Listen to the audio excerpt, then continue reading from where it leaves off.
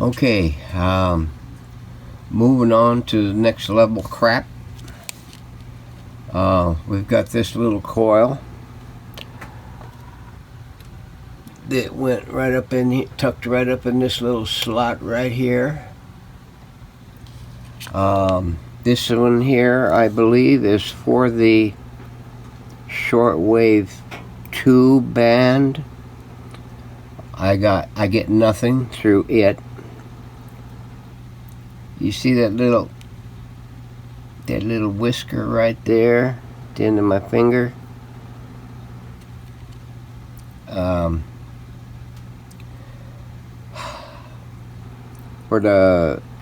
For about 2 hours I was in there picking, trying to figure out how this coil was constructed.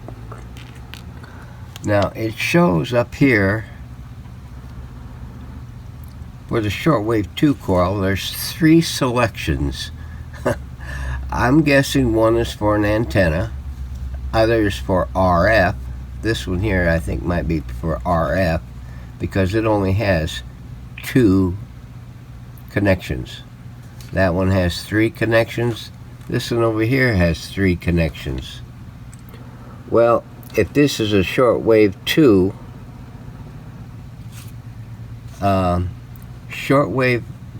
shortwave 1 and the shortwave 2 are similar in nature. Their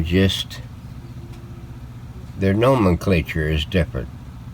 Instead of a 1, 2, 3, they got a 1, 3, 2, or a 1, 2, 3, and this one over here. Now, if you look over here, 37 shows a 1 and a 3 on 2. 1 is one coil, 3 is another coil. Well, up here, 1 and 3 is it would seem to me that it would be this one, 1 and 3. 1 and 3. This one over here has a 1 and 3, but one leg of this coil was connected to that 3000 micro, or I guess it's a 3000 pico cap to ground. Well, that one right there is the 3000, and it does go to ground, and it is connected in there to the 3rd lug back, which one leg of this was connected to. So if that's the case, it can't be 37. It's got to be 35. So looking at the 35, it shows for shortwave 1. Well, the problem I'm having is with shortwave 2. Shortwave 1 works. So I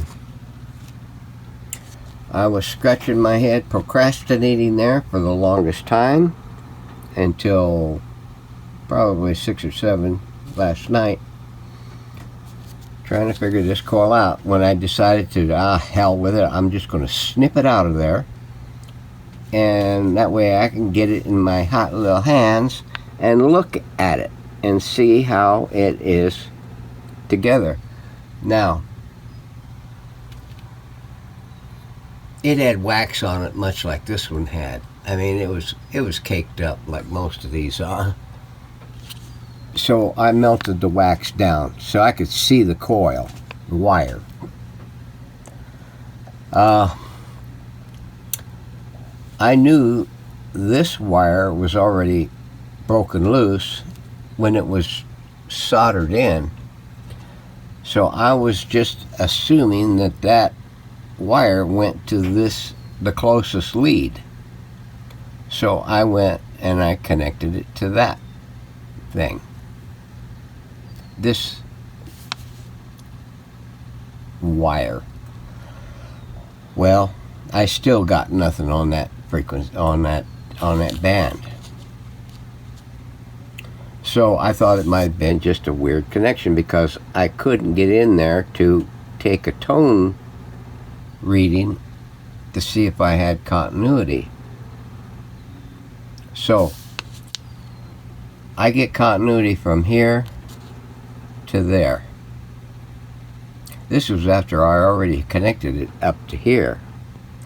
So when I hit it with an iron,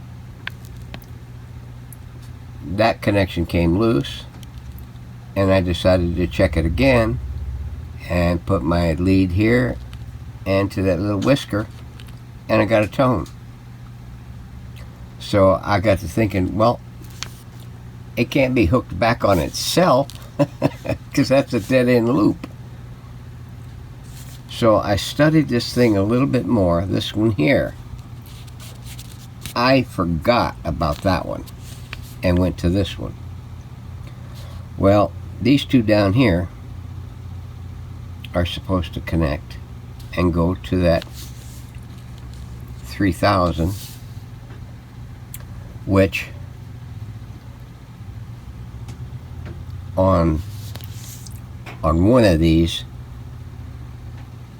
both that coil and that coil should have been connected. This is the one that went to the picofarad cap. This is the one that should have had the twos connected together. So I get a tone from this end to that end. So that means that I'm reading this coil here, the big coil, the long coil. That would mean the secondary. This one here, 1 to 2, I get no reading. So my first impression was incorrect. That whisker doesn't go to that lead up there. It goes to this lead down here that goes and connects to that thing. So I'm going to give that a try, and we'll be back. Okay, here we go. We're going to make a check of this coil now, and see if you can see, get some light on it.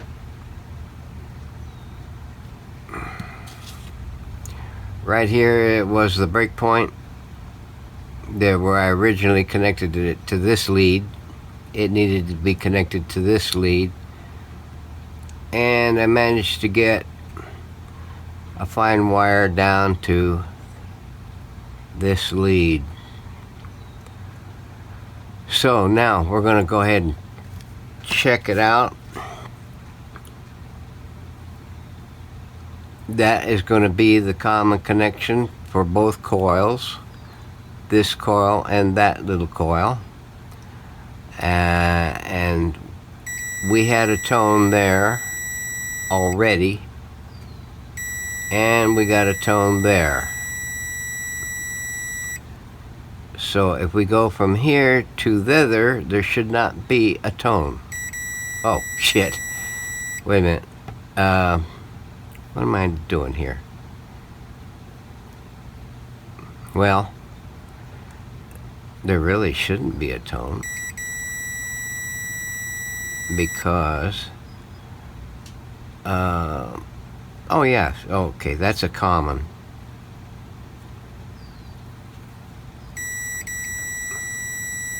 My bad.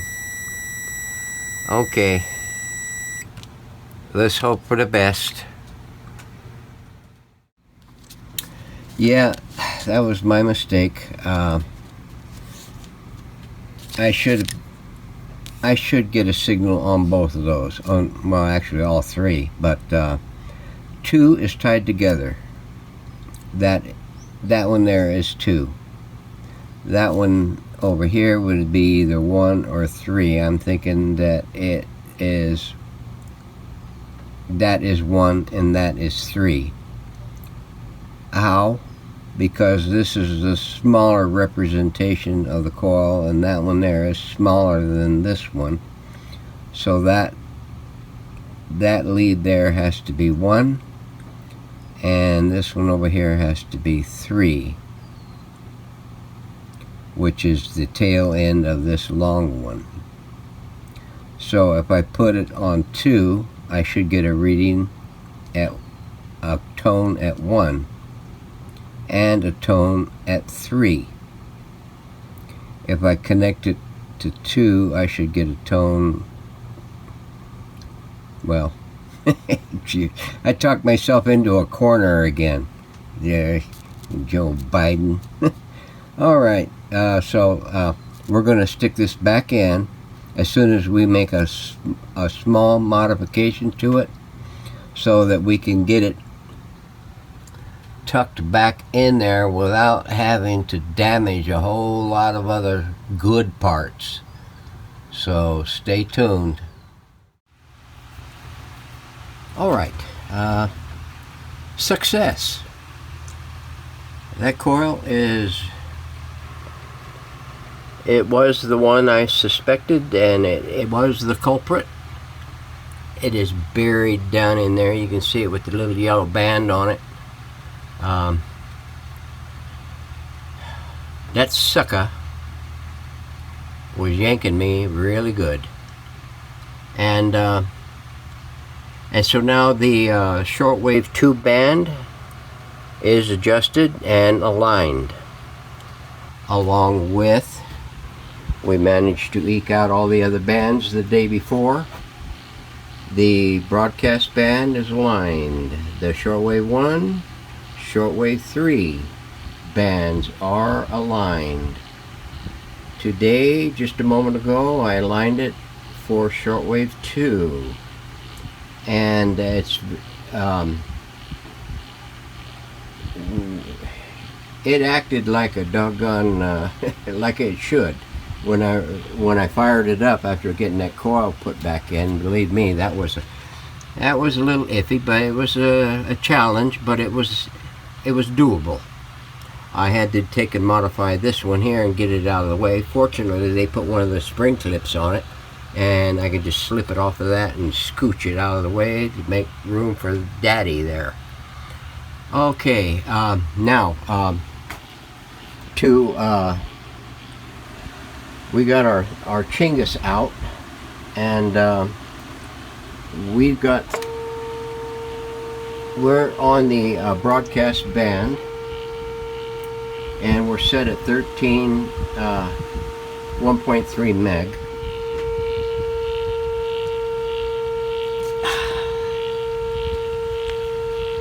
.3 meg. So let's scooch this up to, what do we want to pick here? Let's go to 2.0. And we're 38.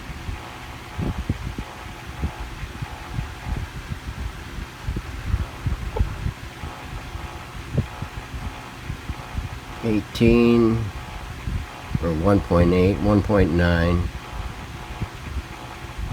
Come on. 2.0. Let's switch the band. Go to 2.0.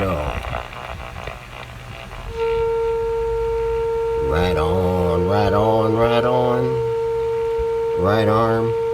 Okay, now we're set for that one. Let's go to 5.0 on shortwave 2. Can we get there from here? No. Let's go to there. Drop down, going down, down, down. Let's get down there. Come on, come on, come on, come on, come on, come on.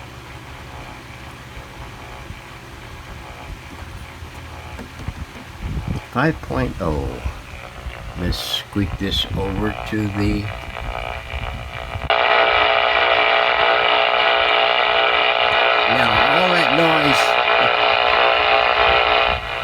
all that noise is from my halogens and my CFLs right there. So we're at 5.0. Let's dial that in.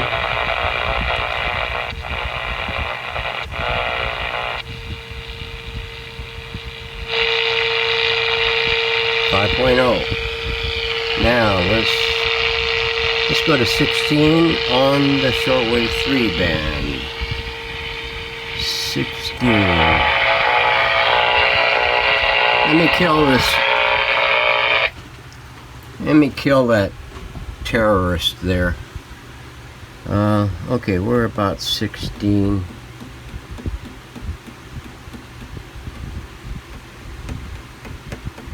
Come on, get down there. Okay, we're at 16. Let's switch it over. And we will go to 16.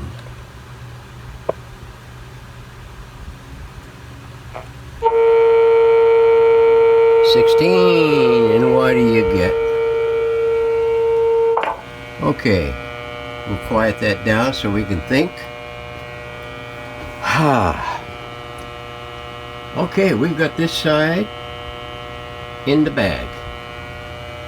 We gotta get this side bagged like a feral cat.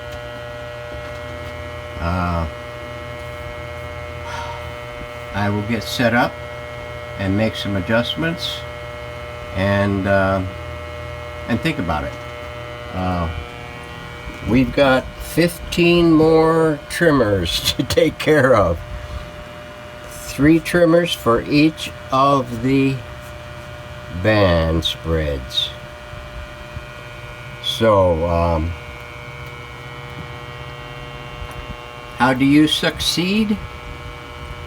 Well, at first, if you don't succeed, you suck and suck and suck and suck until you succeed. And believe me, man, we sucked a lot of seed on this one. So stay tuned, we're going to have more fun.